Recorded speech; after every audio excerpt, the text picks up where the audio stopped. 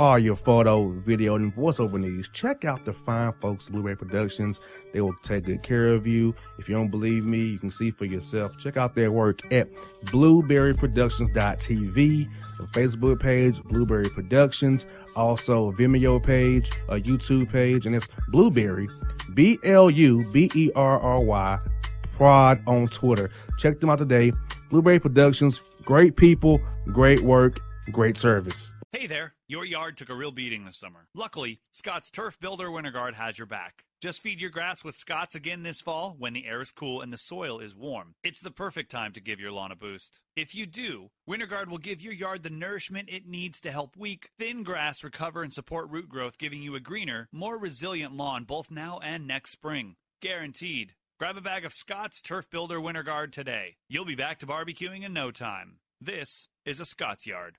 Hey parents, we all try to be extra careful with our children in the car, but then we get an important call or text. Remember, our children are watching. Make every drive a good example. Be in the zone. Turn off your phone. Visit childrenshospital.vanderbilt.org/BITZ to learn more about our teen driver safety program. Brought to you by Monroe Carroll Jr. Children's Hospital at Vanderbilt, the Ford Motor Company Fund, and the Allstate Foundation. Hello, my name is Travis Williams, President and CEO of Academics and Athletic Consulting, focusing on educating and empowering tomorrow's collegiate athletic leaders. My passion is for the education and genuine concern and care for today's student athlete. It's the centerpiece of my life's work. A college education, both in and out of the classroom, is a truly rewarding benefit. For more information on AAC, you can go to www.academicsandathleticsconsulting.com. Once again, www.academicsandathleticsconsulting.com. Or you can follow me on Facebook at Academics and Athletic Consulting, or Twitter at Coach TWill24, or Instagram Travis L. Williams 24. Or you can call me at 404-542-6079. Once again, AAC is very proud to partner with J.R. McHenry of the Bossman Radio Show, covering sports and entertainment across the country. Please tune in weekly for informative, entertaining, and expert analysis on today's sports and entertainment topics. Thank you.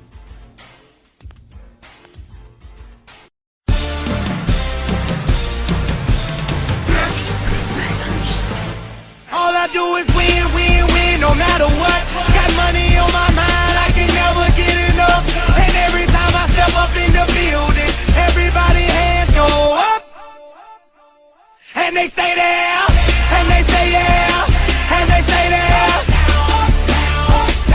Cause all I do is win, win, win. And if you going in, put your hands in. All right, folks, back here on the Bossman Show. Here with Sacred Hearts basketball coach, Coach Anthony Latina with me. Coach Latina, how are you and your family doing so far up there, man? I know it's been a rough time for us all, man. Talked about it off the air, man. But how have you and your family and your team been? You know, it's certainly been different.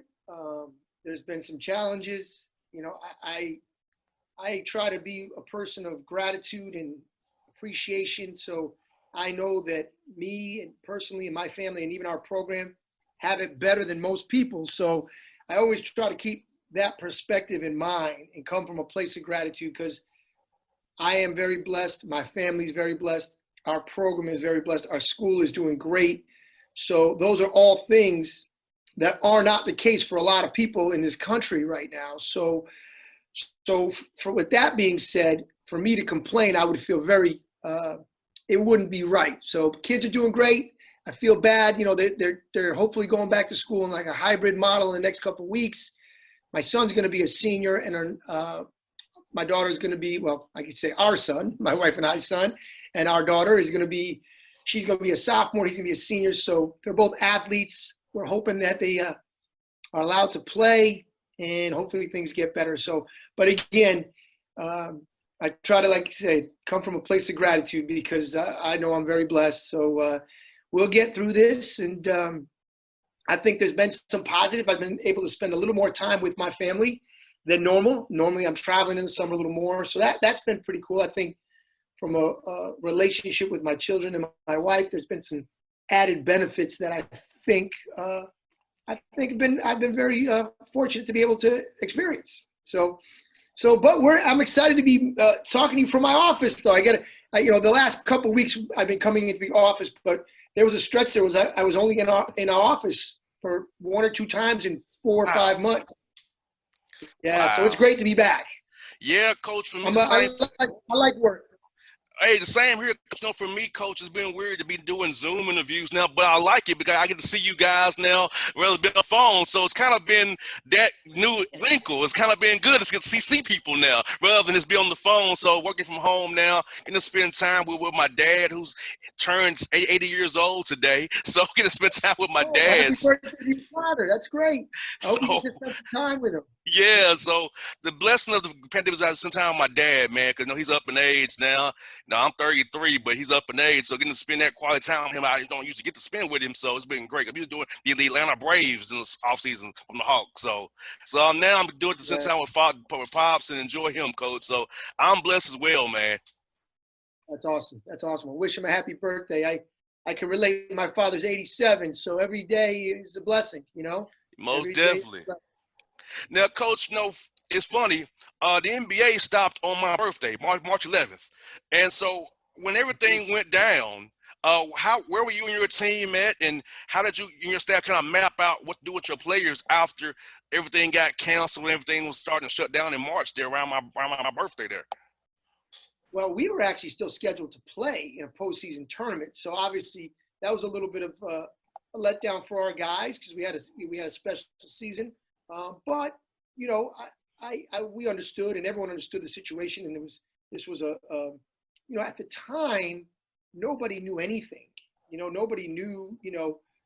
Obviously this has been a serious thing, but I think at the time, there was a serious concern that people were just going to be, that as bad as it's been. I think the expectation was that it was even worse than this. Yeah. That was my sense of it, and I think that was the sense of certainly people on our team and our campus. So I don't think not playing, although disappointing, was not that big a deal. But, and then we just wanted to make sure, our school sent everyone home. So we wanted to make sure our guys were doing well. We were in a little bit of a transition because, we had a few seniors. And then, of course, as college basketball works, when you have some success, there's some at our level, there's some departures, which, we were dealing with. So we were just trying to make sure that everybody was in a good place mentally, that everyone was safe and healthy, and really just try to support our guys.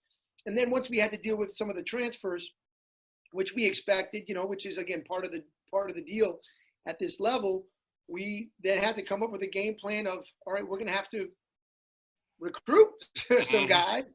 And so recruiting was a big focus of ours while my staff and I were all working remotely. So we were able to sign a few international players through some contacts of ours that we respect and trust, and we were also able to sign a couple of players that we had seen. So we're going to have 9 new players on our roster of 15. So and 10 new players that didn't play last year.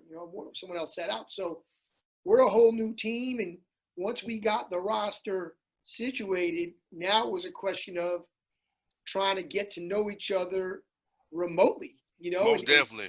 There's a lot of our guys. I mean, we had 10 new guys. Out of the 10, 5 or 6 of those guys had never met any other player on our team face to face because they didn't go through the traditional recruiting process of an official visit and those kind of things. So Most definitely. It was really, really an interesting, unique time. I've been coaching for 25 years and experienced nothing like that. I mean, even the recruiting process, doing virtual tours, Zoom, virtual Zoom tours of campus and, things of that nature were it was great. I mean, I feel like I learned a lot. That's the interesting thing. There's been a lot of negatives, way more negatives than positive, but there have been some positives in terms of use of technology, Zoom. One of the things I with my kids, now my kids are older again, one's going to be a senior, one's going to be a sophomore, my own children, is we should never have a snow day ever again. Now in the Northeast, that's something you deal with all the time. I'm scared of snow, Coach. I'm scared of snow. Atlanta, snow shuts us down, man. Inch, we're done here. But my thing is this: we should never have a snow day ever again. Just if it's snowing, Zoom it. Zoom it, no question. So this way, in terms of in having younger kids at time, we know when they're going to end. We can plan for the summer programs, things of that nature. So I thought that was a positive, and then be able to, by use of technology and Zoom and being able to have some face-to-face contact with friends that are at a distance. I thought obviously we had FaceTime, but you become more comfortable with this. So that's kind of what we've been doing. And so now, some of our players have moved in. A few more are going to move in today. A few more, everyone will be in by Saturday. And we're really excited. College is going to look very different. Well, everything's going to look different. But, our university is a great place, and we're super committed to having the students here. Obviously, we're taking some measures to make sure everyone stays safe. It's not the normal college experience. I've really tried to preach to not only myself, but our players and our coaches, is that we're going to have to be very flexible. We're going to have to be patient. I'm very organized. Some people would call me obsessive compulsive.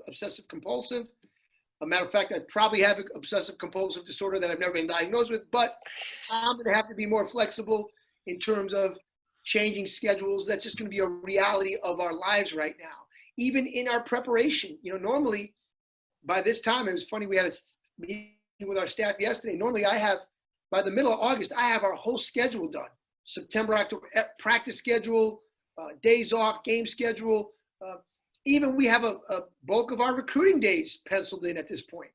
Well, we don't even have we have 3 weeks in September scheduled, and that's it, because we're not sure when we're going to start playing, and a lot of variables out there. So, I think flexibility and patience, which is probably something you should always practice in your everyday life, is something we're really, really going to have to embrace, and that includes myself as well. So hopefully we're in that type of mindset, and we can kind of function in that type of environment. Now, Coach, I feel like this recruiting has changed forever now. So now with limited budgets, now you can just Zoom a guy, because I know at your level, at the mid-major level, sometimes the recruiting budget is not what a Power 5 or Power 7 school is, right? So it can save you money on the front end and the back end by Zooming guys. So now no guys out of reach now because of Zoom. Now the technology has made it better. So you can not have to be on the road so much. I'm late nights driving to see kids. Now you can Zoom them and talk to them that way, and give them a Zoom tour of the campus. And that way, I feel like recruiting now as coach has changed forever now. For the better. Yeah, definitely. I mean, I think your reach can be a little wider. I'm a little old school still, that I think there's nothing like a face-to-face conversation. There's nothing like feeling a campus, touching a campus, that interaction. So I do think there are going to be some changes. There's going to be some steps where you can really develop a relationship in a different way. And it's all going to come down to too is, so much of recruiting is, well, what's our competition doing? Because if our competition at our level, obviously we're not recruiting against the Dukes and, the ACC and the Big East and, that type of thing. But if teams at our level, like the Northeast Conference and the America East and the MAC and, the Patriot League, are having kids on campus, then we're going to have to do that as well. So I think, but you're right. I think, with all the disruption, and people are going to be much more careful with their money, not only universities, institutions, but just businesses in general. So I think, you're going to have to be a little more creative, innovative, and just do the best you can. But I hope that the days of face-to-face interaction never go away, because I think part of me is that's what life is all about, is getting to know someone, shaking someone's hand and really looking them in the eye, face to face. And I hope that doesn't go away, but you're right. There's no question that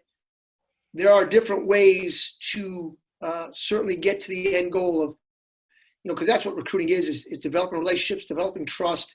So I think there are other ways to do that now. And we'll try to utilize them the best we can and do everything we can to get, everybody's still going to try to get advantage. Recruiting is about trying to get as much.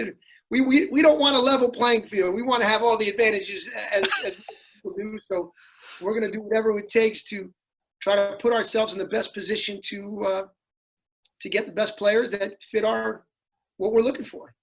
And Coach, speaking of that, I know at your level you have to play those guarantee games, and I've seen some contracts, Coach, that I don't like what I see. What they say if it's no fans, it's this, or if it's fans, it's this. Having to raise money for university, raise money for the non-revenue sports, and when you don't know if you're going to play non-con, because we don't know right now.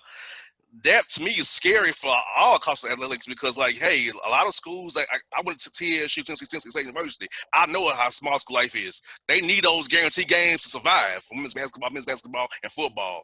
I know that a lot of schools that are smaller, they need that. So, how do you feel about the possibility of not having those guarantee games to help fund university right now? That is definitely a problem. There's no question. As a matter of fact, I was talking to our associate athletic director who's in charge of budgets, and she's the best.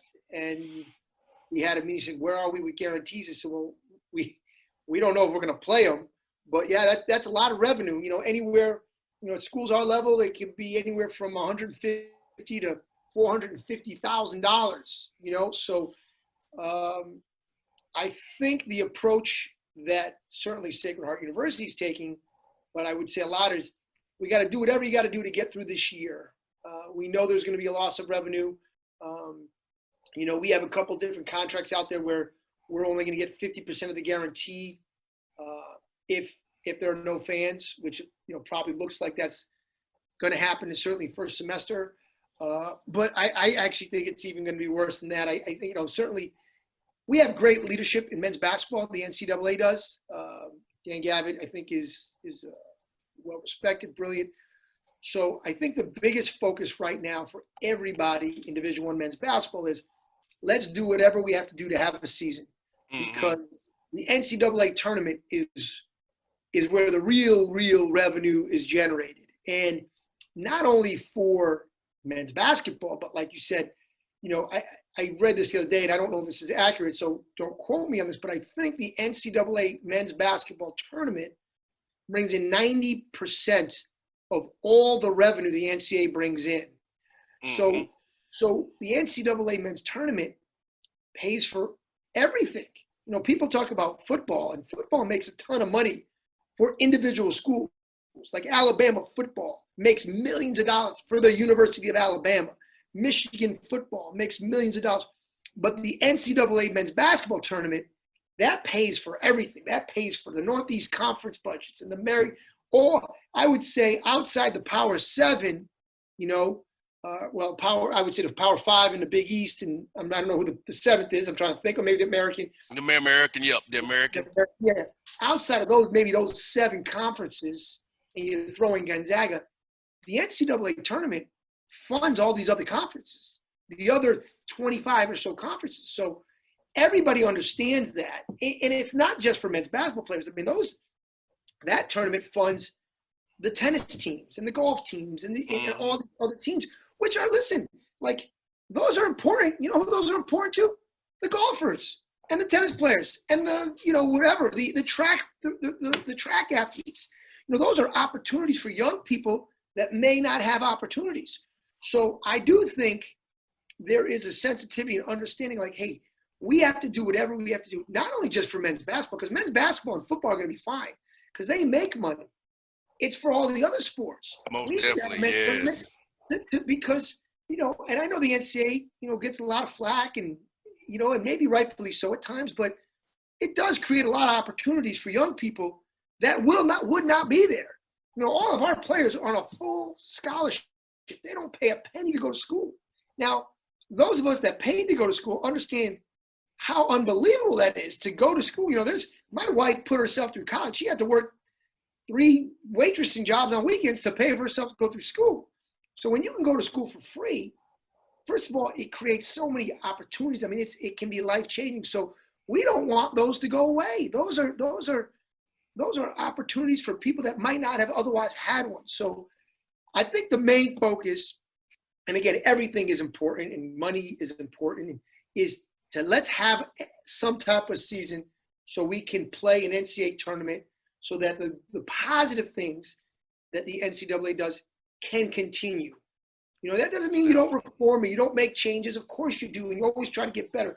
But let's not, the old saying, and I don't even know where this came from, but let's not throw out the baby with the bathwater here. Let's remember, like, there's a lot of positives that come from this. Yes. But the revenue that's generated, sometimes you're like, oh, the NCAA makes all this money. All this money goes back to the schools, goes back to the conferences, which goes back to the student athletes, which is a wonderful thing. Is a wonderful thing. And so our biggest focus is we're going to do whatever is necessary to try to have a season of some sort so we can have an NCAA tournament. Let's find a way to make it happen. Let's make the sacrifices that need to be made to make that happen. I think most coaches are in that, most basketball coaches are in that mindset, and then hope for the best. But again, I have the utmost confidence in not only Dan Gavitt, but also our NABC leadership, that we're going to do whatever it takes for the membership to make sure this happens and hope for the best. And again, at that point, we're going to have to be flexible. We're going to have to be super, super flexible. I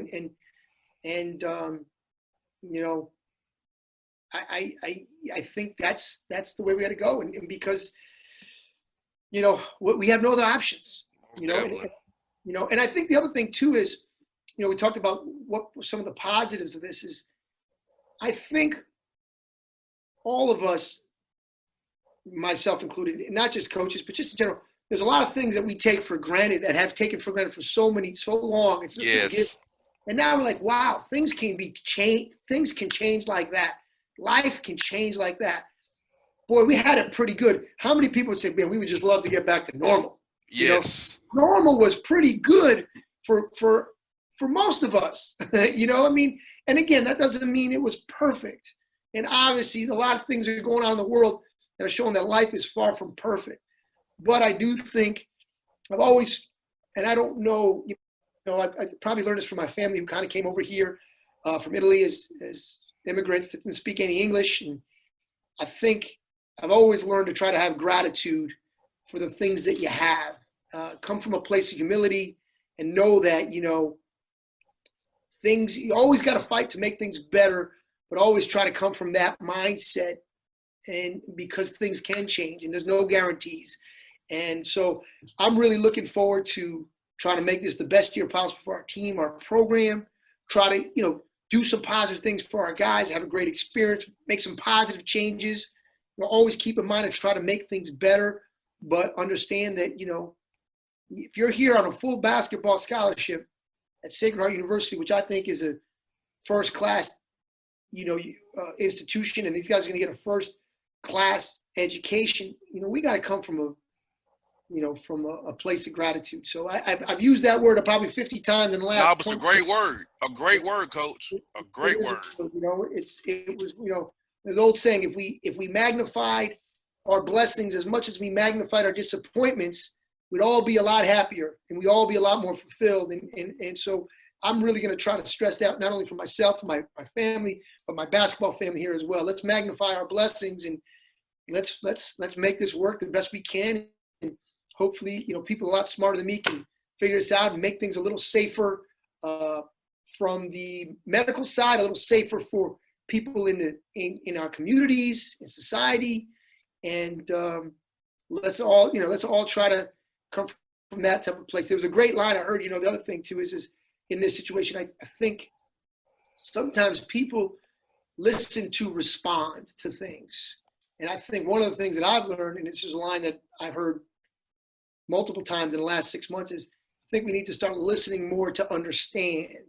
Listen to people. Sometimes we're having a conversation and we're just listening, waiting for you to finish talking so I can respond rather than say, all right, what is someone else saying? Especially when it comes to important things in life, is let's try to listen to understand a little bit. And if we do that, I think things will improve.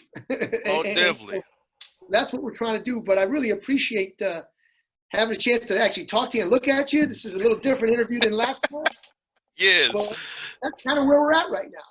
And Coach, since George Floyd and things have happened here in Georgia, Ray Sharp, Brooks, Brown Taylor, and Ahmaud Arbery, I've decided to use my show to help in the community.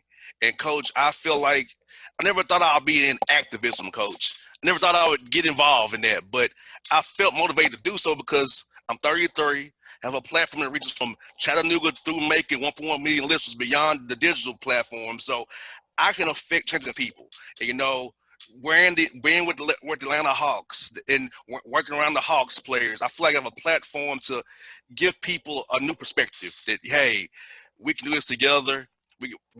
My dad was a barber, Coach, so I've been doing with people my whole life in the barber shop. You know, he's a barber. My mama's a psychologist. So from day one, I've done different backgrounds from day one. I can do anybody, like any background, right? So knowing that, I've said I'm gonna still cover my sports, but also talk to people that make a positive change, because together, what's going on in the world, we're now talking about us coming together as one to find common ground, have medium to just agree on these set of right and wrong principles to make things better for everybody, generation after us going forward. Because my dad's 80 years old today. I'm 33, so we got two different generations apart, pretty much age-wise. So I'm looking down the road, and he grew up in an area where it was segregated Atlanta. He could cross railroad tracks after dark, right? So he's lived these things, and I'm living a little bit differently than him.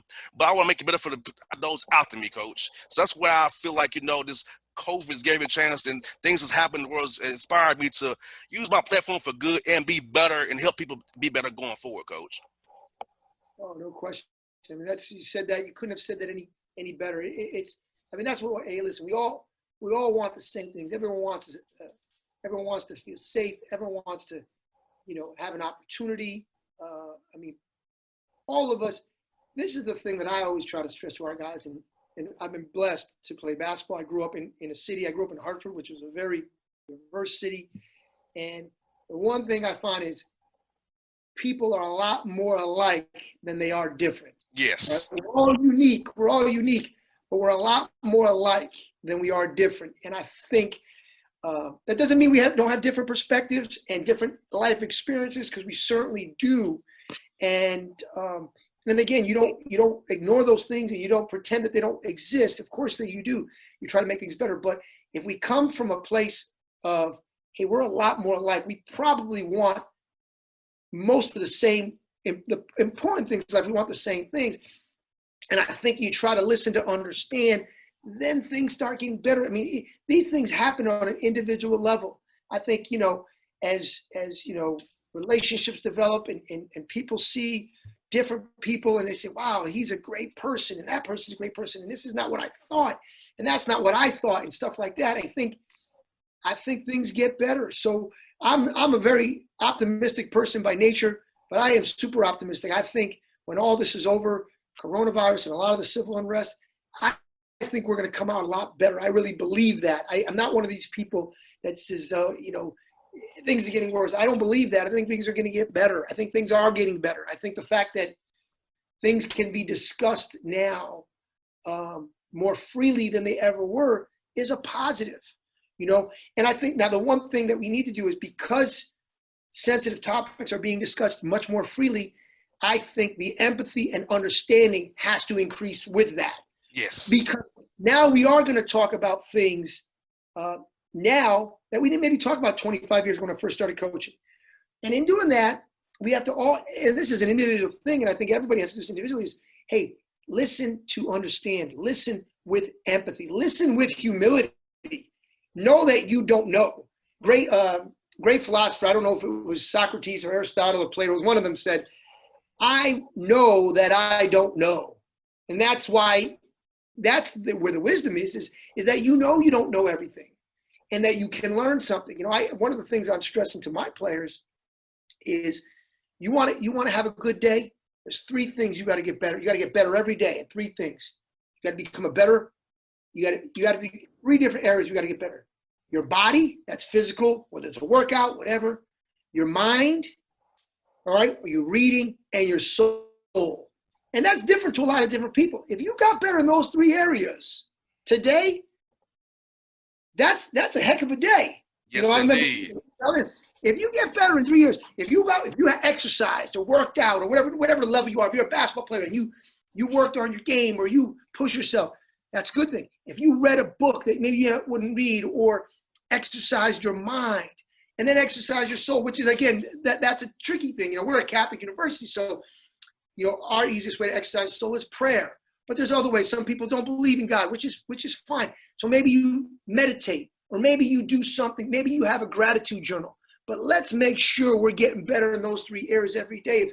If people are committed to doing those 3 things, we'll be a healthier society. We'll be in a more educated society, and we will be a more tolerant society. And then things are really going to get better. But again, I'm optimistic, and I think we're going to be better for this. All of this, I think, most growth happens when you're uncomfortable. Yes. And a lot of us are very uncomfortable right now for a variety of reasons, whether it's your 80-year-old dad or my 87-year-old father not being able to. My dad goes to his club, his Italian club. He hasn't been there in 6 months. That, other than spending time with his family, that's his favorite thing to do. And he hasn't done that. And I have two older sisters, and I said, man, when do we think it's safe to let him go to there? And I'm like, you gotta understand, I'm trying to, this is important to him. This was his thing. I know it's not important to you guys. You guys think it's silly, but it's important to him. So I think that we're all making our own sacrifices in our own way, but just to understand that we're all going through things. And I think a lot of what's happening is also that because so many difficult things are happening, that people are struggling with that, whether it's being cooped up in the house or whether it's, you just got pushed. So I think, doing those things will help. I'm really excited about it. To have the opportunity, again, like you said, your platform, and to use whatever platform you have to try to make things better. I always say, are you making things better or are you making things worse? Because you're doing one or the other. I always tell that to our players. Are you guys making us are you making us a better team or a worse team? Are you making things better out here or worse?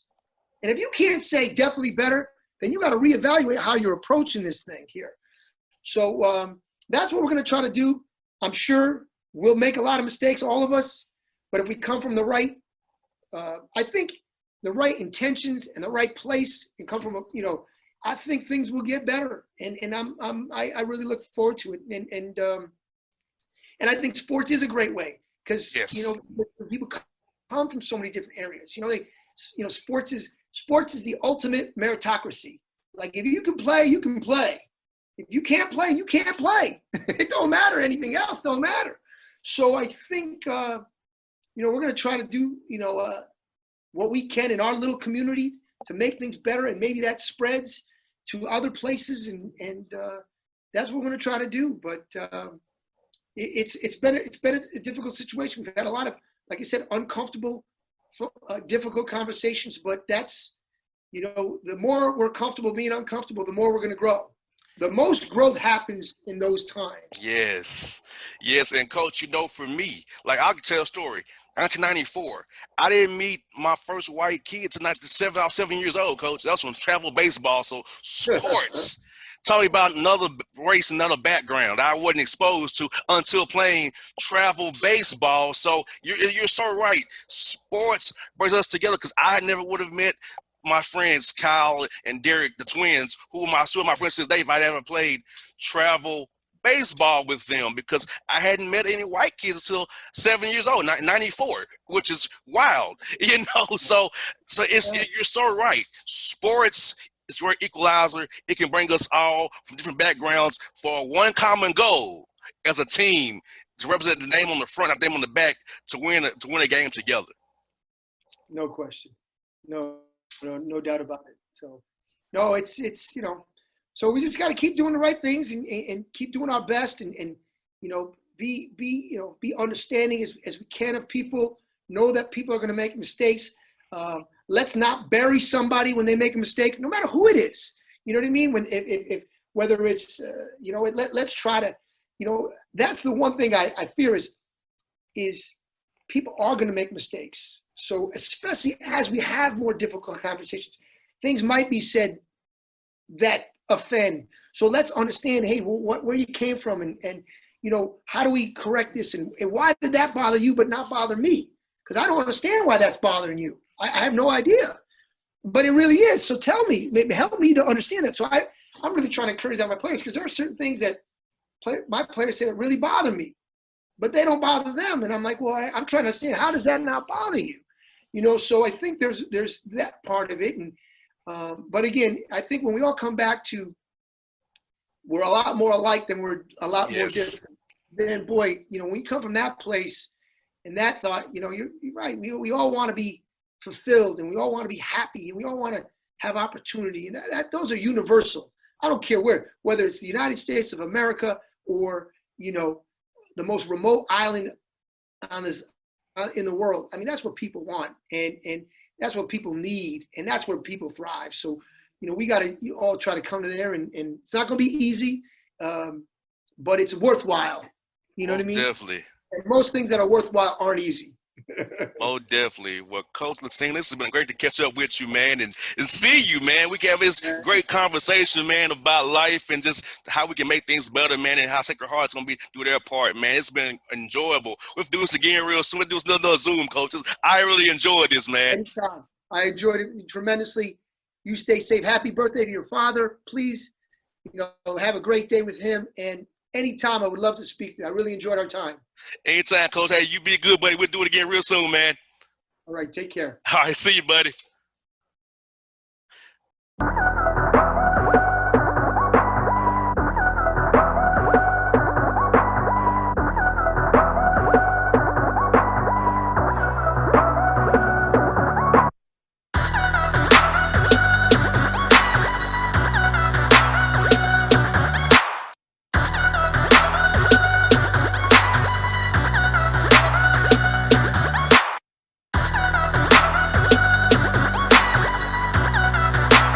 Hip-hop fans, I got a great album for you.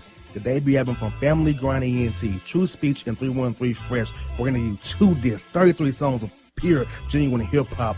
Albums available on iTunes, Amazon, Google Play, illstreetrex.com, and streaming live right now on Rhapsody, Beats Music, Spotify, Xbox Music, Slacker Radio, and SoundCloud. Check them out today. True Speech and 313 Fresh. Family Grind ENT. Believe in it. Get it. A gorgeous tan from Suntan City gives you an inner glow that relights the fire when you run into your first crush. Vicky, who was that? An old boyfriend. Lucky you just tanned at Suntan City. Lucky he's single. We're doing lunch tomorrow. Won't be single for long then. During Tour of the City, try all 5 tans, including spray tan, for just $4.99. Restrictions may apply. Click to buy now. Suntan City, let yourself shine. When you're a teen, you finally get to make some of your own decisions. Who are you going to hang out with? What do you want to be? Are you going to glance at that text while driving? Remember, a split second is all it takes for something tragic to happen. Be in the zone. Turn off your phone. Visit childrenshospital.vanderbilt.org/BITZ to learn more about our teen driver safety program. Brought to you by Monroe Carroll Jr. Children's Hospital at Vanderbilt, the Ford Motor Company Fund, and the Allstate Foundation. It's maybe the night that my dreams might let me know. All the stars are closer. All the stars are closer. Tell me what you gonna do to me.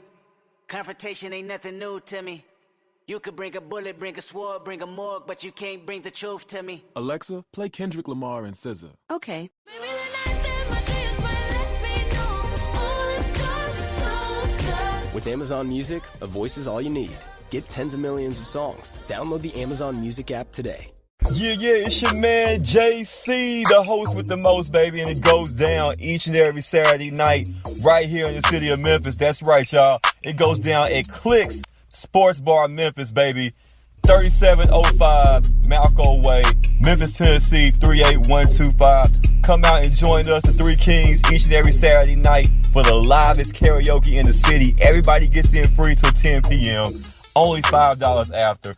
Great food. We got drink specials. We got all kind of games, man. We got the pool tables popping. Whatever you want, we got you, man. Come on out. Have a good time with us each and every Saturday night. That's Clicks Sports Bar, Memphis.